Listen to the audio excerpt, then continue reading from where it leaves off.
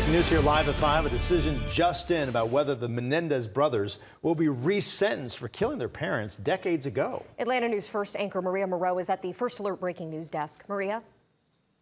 That's right. Los Angeles District Attorney George Gascon announcing prosecutors will pursue resentencing for Erik and Lyle Menendez. Now, the brothers were sentenced to life in prison for the killings of their parents in 1989.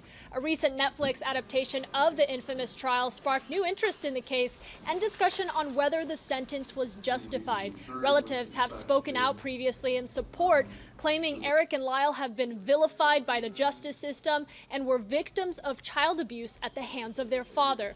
The district attorney said he believed resentencing was appropriate in the case of the two brothers and that he would be recommending his decision to the court tomorrow. Back to you in the studio. Maria, thank you.